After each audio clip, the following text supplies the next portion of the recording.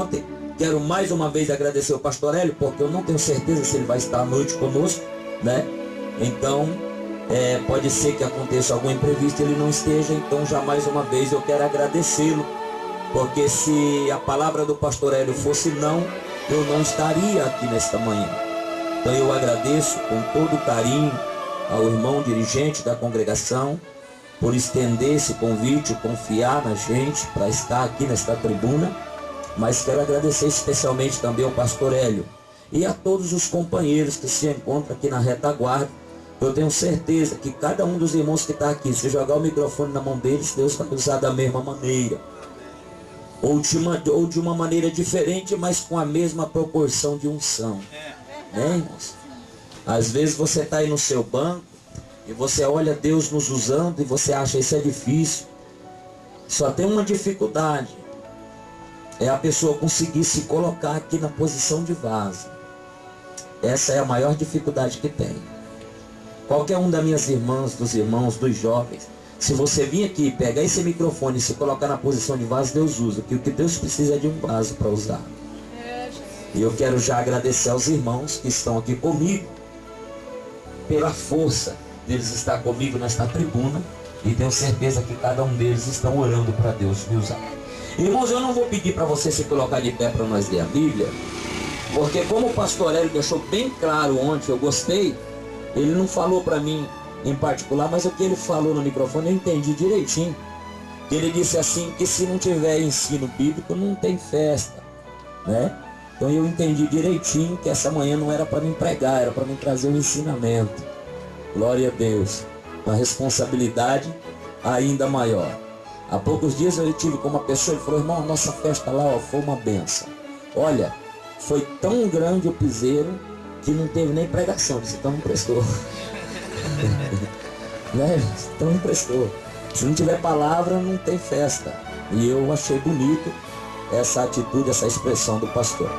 Irmãos, eu tenho uma mensagem para esta manhã que o Senhor me trouxe, uma revelação dentro da Bíblia Sagrada, que eu quero compartilhar com cada irmão e com cada irmã nesta manhã. Eu quero que você pegue a tua Bíblia. Irmãos, eu não vou perguntar quem trouxe a Bíblia e quem não trouxe, porque eu não quero constranger ninguém, mas eu tenho medo desses pentecostais que não carregam a Bíblia, pastor. Eu tenho medo desses pentecostais que não carregam a Bíblia. É um problema sério, tá? Eu até aconselho você que está sem Bíblia, se a pessoa que está do seu lado estiver sem, vira de lado assim, que é para ele não ler a tua Bíblia, que é para outra vez ele trazer a Bíblia, tá? Em nome de Jesus. Mas você que está com a tua Bíblia, abra ela no Evangelho segundo escreveu Mateus. Evangelho de Jesus segundo escreveu Mateus. Procure o capítulo de número 13. E nós vamos ler uma parábola que o Senhor Jesus contou. E nesta parábola eu tenho uma revelação de Deus para os nossos corações nesta manhã. Eu achei bonito que eu já vi vários irmãos aqui entre nós. A gente não aponta assim para não, né? Eu já vi vários irmãos com a caneta e um papel na mão. Sabe o que é isso, irmão? É pessoas atentas, que ele ficou atento ontem. Ele disse: então o pastor disse que amanhã vai ser um ensino.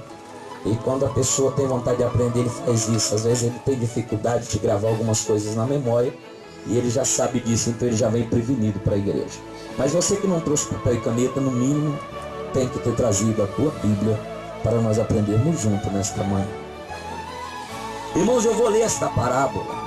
Se houver alguém que está sem Bíblia, preste atenção no que eu vou ler, para você entender sobre o assunto que eu quero abordar nesta manhã. Glórias a Deus. Disse assim: naquele mesmo dia, saindo Jesus de casa, assentou-se à beira-mar. E grandes multidões se reuniram perto dele, de modo que entrou num barco e se ausentou, e toda a multidão estava em pé na praia. E de muitas coisas lhe falou por parábolas, e dizia... Irmãos, eu quero atenção redobrada até de você que está com a Bíblia nessa frase que eu vou ler agora. Eu vou ler toda a parábola, mas preste atenção nessa frase que vai ser um dos tópicos dessa mensagem desta manhã. Ele disse: eis que o semeador, veja bem comigo, ele disse: eis que o semeador saiu a semear.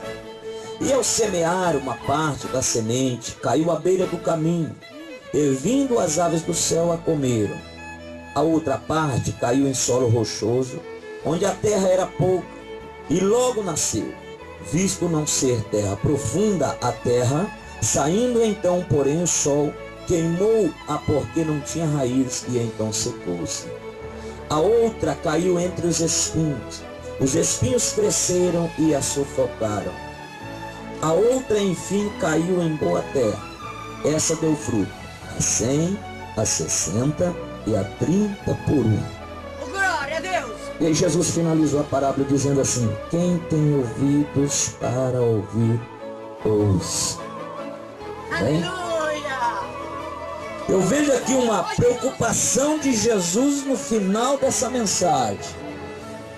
Porque às vezes nós lemos algumas coisas na Bíblia Sagrada, e às vezes nós vemos algum pregador ou algum irmão que vem aqui dar uma palavra, e ele fala alguma coisa e nós não conseguimos entender. E Jesus já tinha essa preocupação naquele dia. Quando ele disse assim, ó, eu imagino, irmão, Jesus naquela beira-mar, dentro daquele barco. E ele então falou essa parábola, contou a história. Olha, tinha um semeador, e esse semeador semeava. E ele contou tudo. Eu imagino alguém olhando para ele: Jesus, eu não entendi nada isso que o senhor falou. O que o senhor quis dizer disso aí? Aí Jesus olhou para a multidão e disse: ei, quem tem ouvido para ouvir, ouça. Mas todo mundo não tem ouvido? Tem, mas uns ouvem e outros escutam. Quem escuta não entende. Quem ouve, entende. Era isso que Jesus estava falando. E é isso que eu quero da parte de Deus nessa manhã, que o Senhor venha aperfeiçoar os nossos ouvidos espirituais para ouvir a palavra de Deus e entender. Por isso que ele olhou para aquela multidão, tinha alguns meio perdidos, né? Ele olhou e disse: olha, quem tem ouvido para ouvir, ouça. E virou as costas e saiu. Porque ele sabia que alguém entenderia o que ele tinha pregado naquela manhã. Quantos podem dizer amém? Amém! Muito bem, queridos e diletos irmãos. Eu quero aqui falar sobre o semeador. Eu observo que a Bíblia Sagrada tem o cuidado, a pessoa que escreveu teve o cuidado de escrever categoricamente o que Jesus falou. Jesus olhou e disse assim: olha, eis que o semeador saiu a semear. O semeador, isso caracteriza a coisa, traz algo de especial. Como assim, pregador? Porque não era um semeador, era o semeador. Eu quero aqui usar uma expressão bem clara para nós entendermos. Eu tenho certeza que todos que estão aqui, deve ter alguém que ainda curte uma partida de futebol. Se tem alguém que não gosta hoje, mas um dia ele já assistiu uma partida de futebol e ele vai entender o que eu vou falar. Vou usar uma expressão clara. Dentro de um campo de futebol há 22 homens jogando uma bola. E ali, cada um é um jogador. Mas aquele homem oportuno, aquele homem que se destaca no decorrer do campeonato, fazendo gol, aquele que as pessoas começam a chamar de um homem gol, aquele ali não é um jogador. Quantos já observaram isso? Quantos já olharam uma partida de futebol, já observaram isso? Que quando vai dizer a nossa expressão brasileira, há muitos que dizem assim: ele é o cara. Por que que se diz ele é o cara? Porque ele faz a diferença. Ele não é um jogador. Entre tanto jogador dentro de campo, ele se destaca, ele passa a ser o jogador. Alguém diz: ah, então aquele não, mas aquele outro lá é o cara. Por quê? Porque ele faz a diferença. E quando Jesus contou a parábola, ele disse: eis que o semeador. Ele não disse um semeador, porque ele sabia que ia ter muitos semeadores. Muitos. Mas porém, alguns daqueles semeadores não iam ter as características em que Jesus contava naquele dia. A Bíblia Sagrada nos mostra que Jesus disse: eis que o semeador saiu a semear. Eu observo, irmãos, nas nossas igrejas, nos nossos eventos. Eu estive em uma festa em Corumbiara com o pastor João Araújo, né?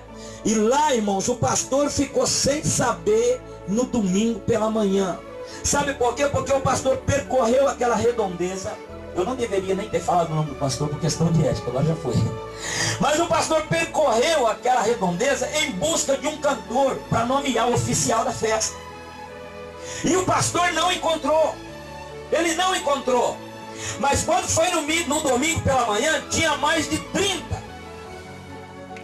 Aí apareceu todo mundo, até às vezes sem ser convidado, até às vezes não, a maioria, o pastor nem sabia que eles vinham.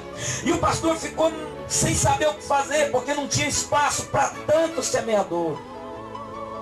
Quando se fala em pregar numa festa como essa, se o pastor anunciasse na internet ou na rádio, dizendo assim, precisa-se de um pregador para a festa, meu Deus do céu, era 2 minutos, já tinha que tirar o anúncio do ar, porque não ia ter o espaço para nomear tantos pregadores. Ou seja, ia sobrar semeador, ia ter muitos semeadores.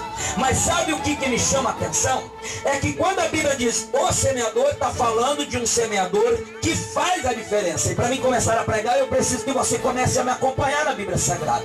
Então você procure na tua Bíblia Isaías capítulo de número 32 e versículo de número 20. Nós vamos começar a falar sobre este semeador que Jesus falou naquele dia. Na Bíblia Sagrada, no livro do profeta messiânico, no capítulo 32 e 20 do livro do profeta Isaías, diz assim: bem-aventurado vós que semeia sobre todas as águas. É assim que está escrito? É assim? Bem-aventurado vós que semeia sobre todas as águas. Então está dizendo, bem-aventurado você que semeia na segunda, bem-aventurado você que semeia na rua, você que semeia no trabalho, você que semeia na faculdade, no colégio, por onde você passa. Que você não seja aquele semeador de barranco, que a Bíblia diz que bem-aventurado o que semeia sobre todas as águas. E o que nós vemos hoje em dia são semeadores de barranco, procurando terra para semear.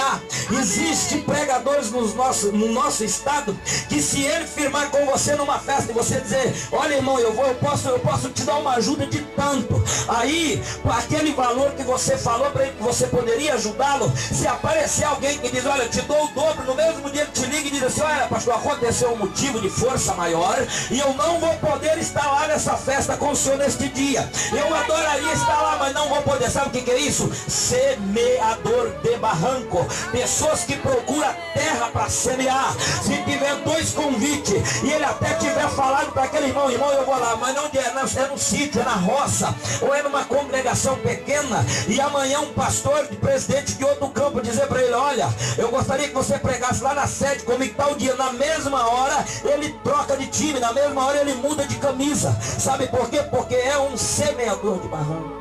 É um semeador que procura terra para semear. É uma pessoa que não estava enquadrada naquele semeador daquela manhã. É por isso que Jesus não disse tinha um semeador que semeava. Ele disse tinha o semeador, era o. Ele fazia diferença. Aonde ele ia, ele não estava preocupado em mostrar a tua eloquência, mostrar a tua sabedoria.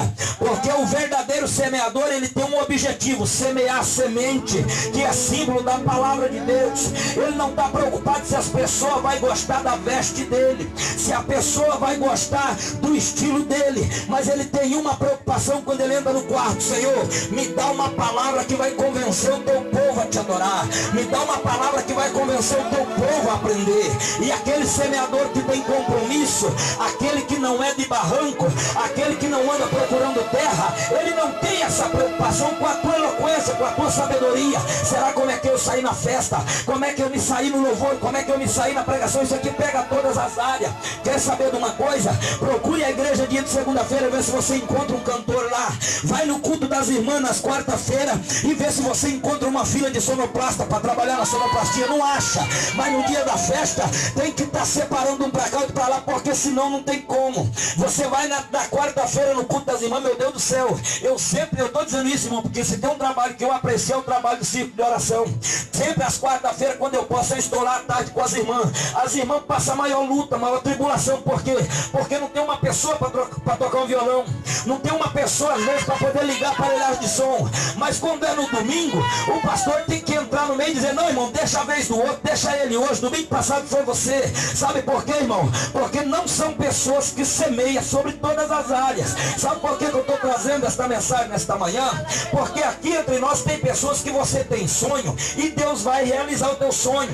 Você sonha em ser um pregador, Deus vai fazer de você um pregador, porque a Bíblia diz que se você agradar o Senhor teu Deus, Ele fará o que deseja o teu coração. Aqui tem pessoa nessa manhã que deseja ser um cantor, ter um trabalho, um CD gravado, ter sucesso na tua gravação de CD, e Deus vai te dar. Mas o que Deus quer de você, que você aprenda com esta mensagem, para você não ser um semeador de barranco, para você não ser uma pessoa que nega a fé, para você não ser uma pessoa que decepciona o teu pastor, para você ser uma pessoa cuidadosa. Talvez você está aqui nesta manhã e você pensa assim: mas eu nunca vou poder ser um pregador para pregar numa festa, porque na onde eu moro não tem recurso, aonde eu congrego a igreja é pequena. Irmãos, eu jamais quero nesta manhã desviar a mensagem para falar o meu testemunho, mas há 5 anos atrás nem drogado parava para me ouvir. Sabe por quê? Porque eu era uma pessoa dependente químico e eu andava na rua cabisbaixo. As pessoas olhavam para mim e diziam: não vai dar em nada, não tem como dar em nada. E eu olhava para mim no espelho e dizia: eu nunca vou conseguir pregar o evangelho, porque olha para mim, não tenho uma formação na faculdade, eu não tenho um pastor presidente, amigo e nem parente que possa ser meu costa quente, eu não tenho ninguém que possa me amparar. E hoje, 5 anos depois, eu estou pregando a palavra de Deus já há 3 anos. O Senhor tem me dado privilégio que poucos têm tido, e eu às vezes olho e não entendo. Falo: Senhor, que trabalhar é esse? Que obra é essa? Mas a voz do Espírito Santo veio ao meu coração dizendo: enquanto você for um semeador de qualidade, vai ter porta aberta para você, mas o dia que o teu coração se corromper, eu fecho as portas, porque nas minhas mãos está a chave. Quando eu estive na Europa pregando a palavra de Deus, irmãos, quando os irmãos falaram que eu ia pregar num congresso da Assembleia de Deus em Madrid, eu falei: não tem como, não dá, não tem nem jeito. Eu fiquei com vergonha de chegar na reunião de obreiro e falar isso, porque eu já sabia que alguém, olha, esse moleque ficou doido, esse menino agora está com problema de cabeça. E eu pensei então durante 3 meses, depois que os irmãos me cobraram tudo, que eu já estava com toda a documentação na mão, que eu tive coragem de chegar na igreja e falar. E depois que eu estava lá caminhando para o púlpito, a ficha ainda não tinha caído na minha memória. Eu tinha feito a viagem daqui para lá e eu ainda estava meio aéreo. Quando eu vi eu no corredor da igreja caminhando ao lado do pastor, aí o Espírito Santo veio no meu coração e disse: eu sou fiel ou não sou fiel? Eu cumpro a minha promessa ou não cumpro a minha promessa? Por isso eu te digo nesta manhã, se você tem promessa de ser um semeador, o Senhor vai fazer de você um semeador. Se você tem promessa de ser um cantor, o Senhor vai concretizar este sonho na tua vida.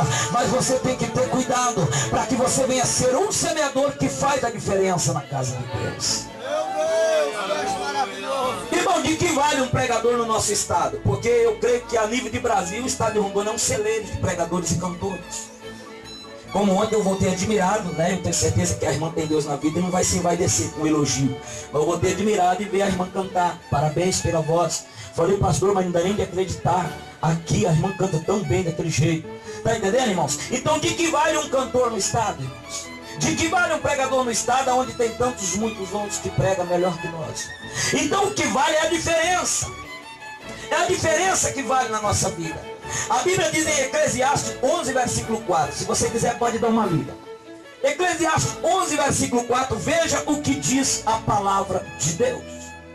Eclesiastes 11 e versículo 4.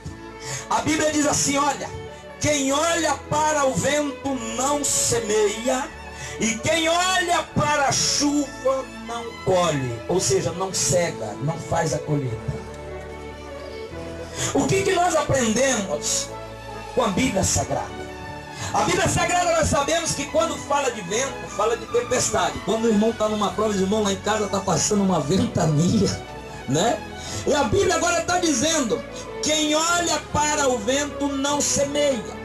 Os irmãos que talvez já semearam uma semente leve, sabe disso. Quando você vai semear uma semente muito leve, que você vai semear ela em eira, a primeira coisa que você olha é para o vento, porque se o vento soprar forte, vai tirar aquela semente do destino em que você quer que ela nasça. Então, ou seja, a pessoa que olha para o vento não semeia. O vento é a luta, a semente é a palavra. Se eu olhasse para a minha luta, eu não estaria aqui nesta manhã. Se os pregadores e cantores olhassem para a luta, não estaria aqui nessa manhã. Eu achei bonito a letra do louvor dizer: você canta, mas depois entra no quarto e chora. Por quê? Porque mesmo debaixo de luta, você vem para a igreja adorar o Senhor, mesmo debaixo de tribulação, mesmo debaixo de ventania, mas você tem que semear a palavra. Quando a Bíblia diz: o que olha para o vento não semeia, é porque se eu for olhar para a minha luta, eu vou parar de pregar o evangelho. Se eu for olhar para a perseguição, eu paro hoje. Se eu for olhar para a luta que é na minha casa, eu não prego. É por isso que tem pessoas que abandonam o evangelho, abandonam o ministério que Deus confiou na mão dele de pregar, porque ele diz assim: não, eu não vou pregar, porque lá na minha casa não tem milagre. Eu vou pregar prosperidade, sendo que eu estou andando de moto, ou de a pé, ou de bicicleta, e essas pessoas abandonam. Aí tem muita gente que até se prega um evangelho fajuto, dizendo assim: olha, irmão, você é filho do rei. E tem uma coisa: filho do rei não pode andar de moto, filho do rei tem que andar só de BMW. Ah, você é filho do rei, a partir de hoje você só pode usar um terno se ele valer 3 mil reais. Meus queridos irmãos, a Bíblia diz que o que eu não posso é viver sem Jesus. Sem Jesus é que eu não posso viver. Eu me lembro uma certa feita que eu estava caído na sarjeta. Eu me lembro uma determinada vez na minha vida que eu estava num balneário com as pessoas usando drogas. Foi um dos piores dias da minha vida. Uma das piores desgraças que eu já vivi foi aquele dia. Eu estava tão angustiado para usar mais drogas e eu não tinha. E as pessoas que estavam naquele balneário tinham drogas. Sabe o que é implorar como se uma criança pede um copo d'água para uma mãe? Eu olhava para aquelas pessoas e dizia assim: por favor, me dê mais um pouquinho, eu preciso, eu estou angustiado. E aquelas pessoas olhavam para mim e sorriam. Eu me lembro como se fosse agora. Eu vi o próprio demônio na face daquelas pessoas. Olhava para mim e começava a rir da minha cara. Eu então abaixei a cabeça e peguei o caminho para voltar para a cidade. Era cerca de 3 quilômetros. Eu estava há 3 dias usando droga, sem comer e sem beber. E naquela trajetória começou a me faltar as forças.